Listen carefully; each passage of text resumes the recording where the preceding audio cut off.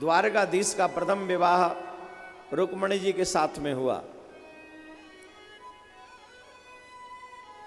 8 विवाह श्री कृष्ण ने अलग अलग किए। फिर 16,100 विवाह श्री कृष्ण ने एक साथ किए। नौजवान जो पहली बार कथा सुन रहे हैं वो जरा ध्यान से श्रवण करें। काफी नौजवान श्रोताओं को एक दिक्कत होती है, ये भगवान की कृष्ण की लीलाओं से थोड़ा सा इनको लोग भ्रमित कर देते हैं और ये भटक जाते हैं। इनको लगता है अभी ये कोई ग्रुप है, ग्रुप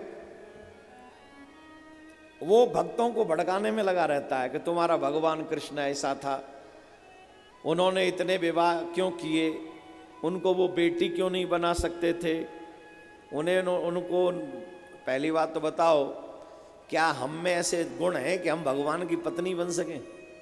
बताओ हम में कोई गुण है? हम तो जिसकी भी पत्नी बनी आज तक वो हमसे हैप्पी नहीं है।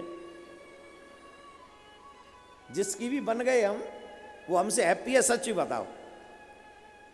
अगर कहीं मौका मिल जाए और आप कह दो कि मैं छोड़ के जा रही हूं, बाबा जी बनूंगी, तो वो मना नहीं करेगा। वो सच्ची तुरंत पूछे सच्ची जा रही हो? अच्छा नहीं नहीं अच्छा है, मानव जीवन मिला है तो कल्याण करना चाहिए, तथास्तु, प्लीज गो। 5 मिनट नहीं सोचेगा। पत्नी जरूर सोच लेती, नहीं नहीं आप मत जाओ, भी बच्चे छोटे हैं, आप चले जाओगे क्या होगा। पति भी जाता नहीं है, वो जा नहीं सकता, लेकिन फिर भी बातें तो करता ही है ना। पत्नी फिर भी रोकती है। पति कभी वो कह दे कि मैं जा रही हूं घर छोड़ के, बाबा जी हो जाऊंगी, भगवान करे तुम्हारी मनोकामना पूरी हो। शादी का 1 साल कट जाए बस, फिर देखो रोज एक दूसरे में कम। तो क्या मेरा प्रश्न यह था, क्या हम भगवान की पत्नी बनने के योग्य हैं? फिर वो कितनी विचित्र होंगी जो कृष्ण की गोपी बनी और कृष्ण की पत्नी बनी। क्या वो साधारण होंगी? क्या वो हमारी तुम्हारी जैसी होंगी?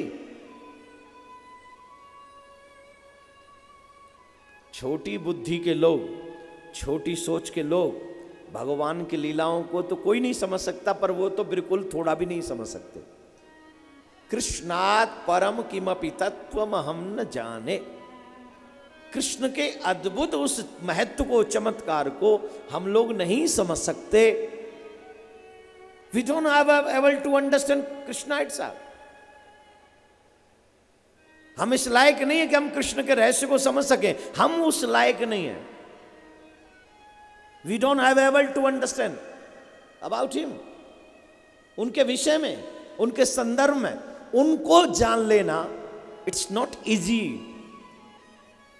It's easy to say, but very difficult to understand Krishna Leelas. Very difficult. क्योंकि वो शुरू से लेके जहां से शुरू होता है वहां से, और जहां पे उनके मुकुट है वहां पे, जहां मुकुट है वहां से जहां चरण है वहां पे टेढ़ा ही है। उसकी हर लीला टेढ़ी है। वो चोरी करता है, लेकिन हमारी तुम्हारी तरह नहीं, भक्तों को सुख देने के लिए। वो जन्म कहीं लेता है, लीला कहीं करता है, दूध कहीं पीता है, माखन कहीं खाता है, गैया कहीं चराता है, कंस को कहीं मारता है, द्वारका में जाके पूरी यात्रा है कृष्ण की लीलाओं की। कृष्ण को समझना ये कलयुग के लोगों की बस की बात नहीं है। जो लोग हमेशा खाने कमाने पे ध्यान देते हैं वो कृष्णा को क्या समझेंगे, वो गोविंद को क्या समझेंगे। गोविंद को समझने के लिए बहुत बड़ा दिल चाहिए और समर्पित भावना चाहिए, तब थोड़ा सा कृष्ण समझ में आएगा। और जब थोड़ा सा समझ में आ जाए उसी दिन बेड़ा पार हो जाएगा, उसी वक्त बेड़ा पार हो जाएगा। इतने विवाह क्यों किए? इतने विवाह क्यों किए? इतने विवाह किए उसका कोई कारण है, वो कारण सुने।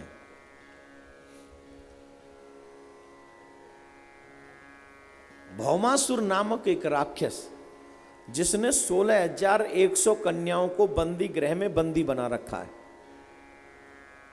बंदी गृह में बंदी बना रखा है, और वो कन्याएं सब दुखी हैं, उस बंदी गृह से वो मुक्त होना चाहती हैं। तो उन कन्याओं का संदेश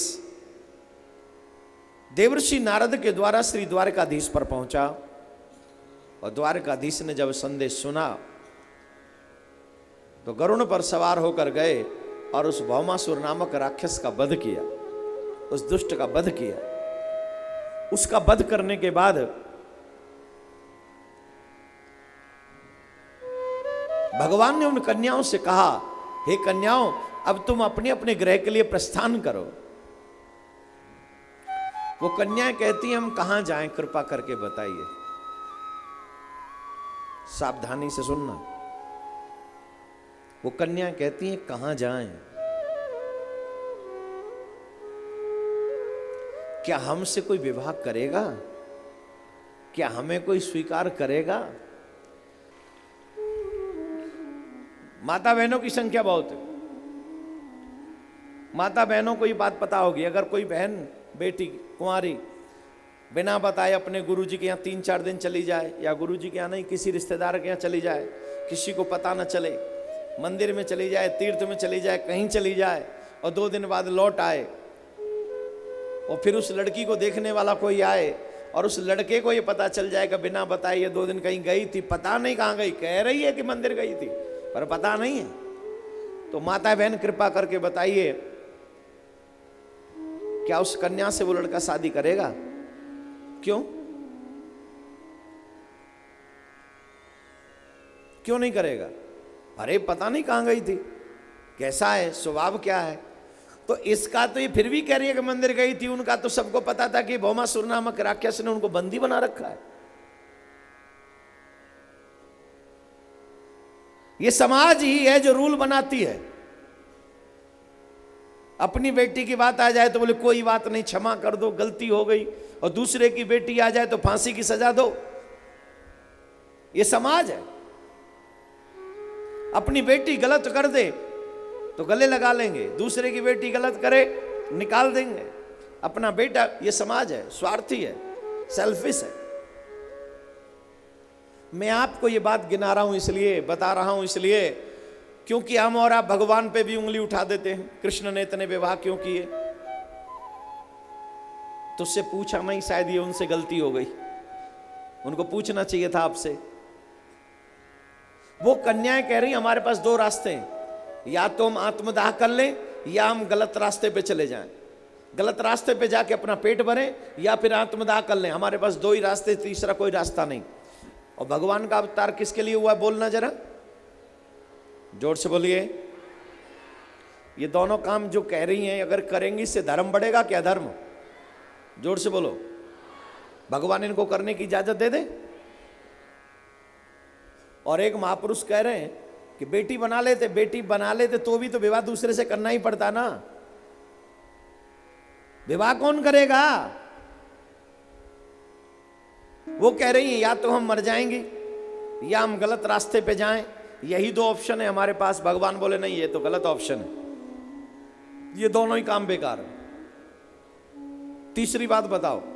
तीसरी बात यह है, प्रभु हमने सुना है जिसे दुनिया अस्वीकार कर देती है उसे आप स्वीकार कर लेते हैं, क्या आप हमें स्वीकार करेंगे?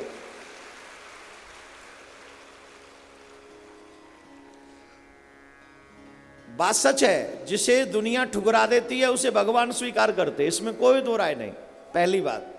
दूसरी एक और बात है, हम सब आत्मा हैं और कृष्ण परमात्मा है। आत्मा पत्नी है, परमात्मा पति है।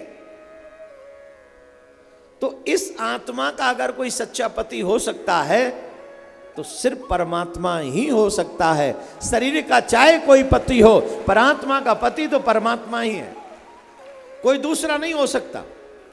इस शरीर का पति चाहे जो हो, आत्मा का पति कृष्ण है। तो वो जितनी भी आत्माएं थी वहां पर, उन्होंने यही सोचा कि हमें मिटने वाला पति नहीं चाहिए, जो मिट जाए वो पति नहीं चाहिए, तो बोले जो कभी ना मिटे हमें ऐसा पति चाहिए।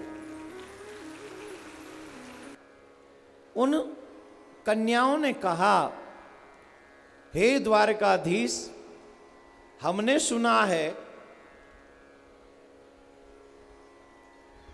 जब संसार वाले हमें स्वीकार न करें तब आप उसे स्वीकार कर सकते हैं, तो क्या आप हमें स्वीकार करेंगे?